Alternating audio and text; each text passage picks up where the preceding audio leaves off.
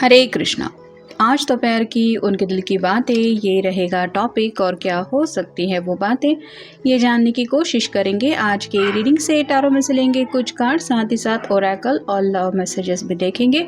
तो शुरुआत करेंगे कार्ड शफल करके।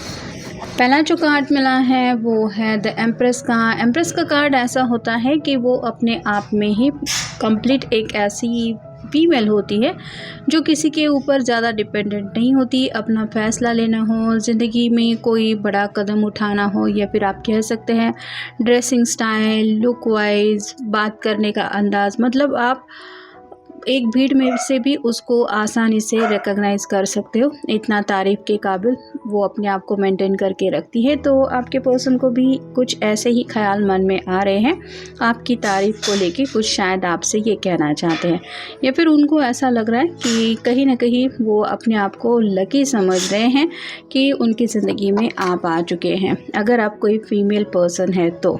नेक्स्ट है टेम्परेंस। एंजल जो है वो इन दो कप को एक कराने की कोशिश कर रहे हैं एनर्जी को। वैसे ही उनको लग रहा है कि शायद आप दोनों का यूनियन अब बहुत जल्दी होने वाला है। कुछ तो इंट्यूशंस इनको मिल रहे हैं। टू ऑफ कप की एनर्जी बहुत ज़्यादा स्ट्रांग है इनकी तरफ से, मतलब जो डीप कनेक्शन है वो दिल से ये महसूस कर रहे हैं। और अगर आप नहीं, आपके पर्सन मैनिफेस्टेशन कर रहे हैं तो उनको मैनिफेस्टेशन का कुछ पॉजिटिव रिजल्ट महसूस हो रहे हैं, जिस वजह से शायद ये खुश हैं आने वाले फ्यूचर को लेके। नेक्स्ट है द हैंगमैन। ये जैसे उल्टा लटका हुआ है और इस वजह से एक अलग नज़रिए से दुनिया को देख रहा है। वैसे ही आपके पर्सन भी अलग नज़रिए से बात को समझने की कोशिश कर रहे हैं, और कहीं ना कहीं उनको यही लग रहा है कि जैसे प्यार में हर किसी का पॉइंट ऑफ व्यू बदल ही जाता है, वैसे ही इनका भी जो पॉइंट ऑफ व्यू है वो काफ़ी ज़्यादा बदल चुका है, या फिर आपकी वजह से ये अलग नज़रिए से दुनिया देखने लगे हैं। नेक्स्ट है डेथ का कार्ड। स्कॉर्पियो का कार्ड है, आपका या उनका साइन हो सकता है। ये पर्सन किसी भी हालत में अब आगे बढ़ना चाहते। अगर दोनों के बीच में थोड़ी बहुत भी बहस हुई है तो ये सरेंडर करना चाहते कि इस तरफ से ऐसे रूठा मत किया करो, या फिर ऐसे मुझसे लड़ाई झगड़ा मत किया करो, या फिर ऐसे नाराज़ मत रहा करो, मुझे अच्छा नहीं लगता। तो जो भी नाराज़गी है उसको ये दूर करना चाहते। ये वाइट हॉर्स बताता है कि सुकून चाहते हैं अपनी ज़िंदगी में, और सुकून के रास्ते पे आगे बढ़ना चाहते हैं। और कहीं ना कहीं उनको यही लग रहा है कि अगर किसी बात को लेके इन्होंने ज़िद पकड़ के रखी थी तो उस ज़िद को ये छोड़ने के लिए तैयार है, क्योंकि इनको फाइनली आपके साथ आगे बढ़ना है। नेक्स्ट है ये 5 ऑफ सॉर्ड्स का card. Air sign Gemini, Libra, Aquarius. 3 लोग हैं और तीनों शायद आपस में लड़ चुके हैं। वैसे ही हो सकता है किसी थर्ड पर्सन की वजह से आप दोनों के बीच में कुछ दूरियां आ गई या कुछ बहस हो गई, और इस पर्सन को अब रियलाइज़ हो गया कि ये तो आप दोनों के बीच में झगड़ा होने वाला नहीं था, किसी ने तो ये किया है, या फिर जानबूझ के ऐसी मिसअंडरस्टैंडिंग करवाई है। तो उसी मिसअंडरस्टैंडिंग को ये क्लियर भी शायद करने के बारे में सोच रहे हैं।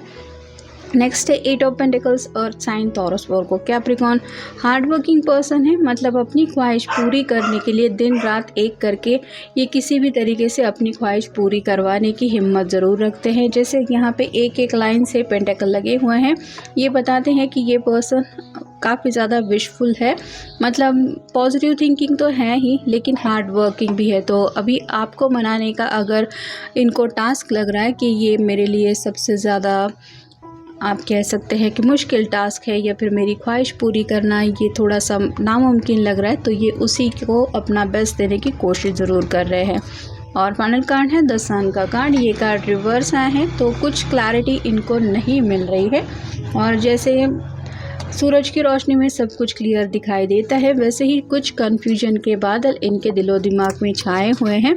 उसी कन्फ्यूजन को क्लियर करने के लिए शायद ये आपसे कुछ कहना चाहते हैं या फिर आपसे कुछ सवाल जवाब करना चाहते हैं। नेक्स्ट है डिसाइड।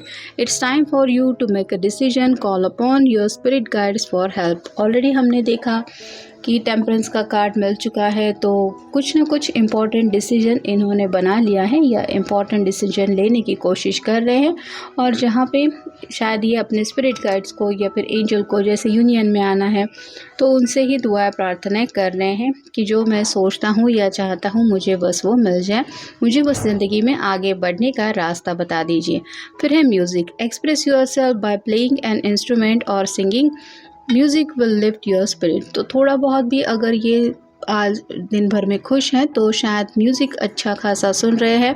जैसे सुबह की शुरुआत शायद कुछ अच्छे म्यूज़िक को सुन के हुई थी, और मे बी इनका कुछ फ्यूचर को लेके अगर पॉजिटिव थिंकिंग की वजह से एक अलग नज़रिया ये महसूस कर रहे हैं, तो शायद किसी का मन थोड़ा सा एक दो लाइन गाने गुनगुने का भी कर रहा है, और ये यही सोच रहे हैं कि जब इंसान दिल से खुश होता है तो उसको जैसे हर तरफ खुशियाँ ही महसूस होती है, और वही सैडनेस में बदल जाता है। जैसे कोई अगर ब्रेकअप वगैरह हो चुका है तो इंसान का वही मन करता है कि मैं सैड सॉन्ग सुनूं, और वो एनर्जी हम कैप्चर कर लेते हैं। वैसे ही इनकी शायद हैप्पीनेस की एनर्जी वाले कुछ गाने सुने हुए हो सकते हैं जिन्होंने ये सुन रहे हैं, जिस वजह से उनका थोड़ा सा पॉजिटिव मूड ज़्यादा है, या फिर रोमांटिक मूड भी आप कह सकते हैं।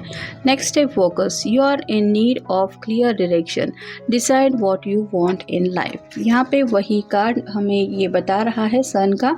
इस पर्सन को क्लैरिटी नहीं मिल रही है किसी बात को तो लेके, तो आगे तो बढ़ना चाहते हैं। जैसे ऑलरेडी हमने स्कॉर्पियो के कार्ड में देखा कि डायरेक्शन ये बढ़ने की चाहत में तो आगे चलना चाहते हैं, लेकिन एग्जैक्टली मुझे क्या चाहिए इसके ऊपर इनका फोकस नहीं है, और शायद उसी फोकस के लिए इनको किसी से तो अपने दिल की बात शेयर करनी ज़रूरी है।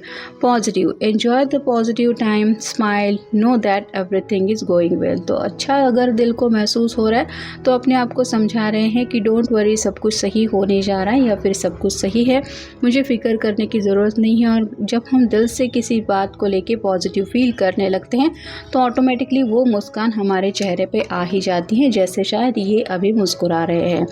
Create. Unlock your creative side with dance, music और आर्ट और राइटिंग, एक्सप्रेस योरसेल्फ। तो कुछ तो रोमांटिक अंदाज में या फिर क्रिएटिव तरीके से ये आप तक अपनी बात पहुंचाने के बारे में सोच रहे हैं।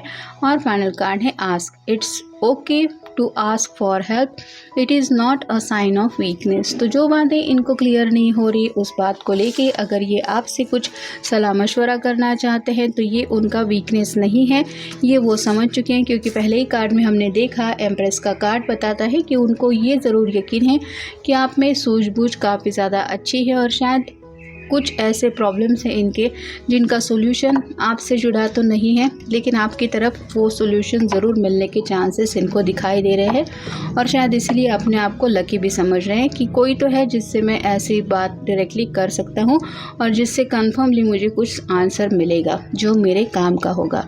अब देखते हैं उनकी तरफ से message. My life is so full of just because of you. तो जब से आप उनकी ज़िंदगी में आए हैं इनको ऐसा लग रहा है कि जैसे ज़िंदगी का हर एक लम्हा ये एंजॉय करने लगे हैं, या फिर हर लम्हे में इनको खुशियाँ मिलने लगी है। और फाइनल कार्ड है enduring. You have such an enduring personality. तो आप बहुत ज़्यादा प्यारे हैं, आपकी लवी डबी एनर्जी से ये अपने आप को दूर नहीं रख पाते।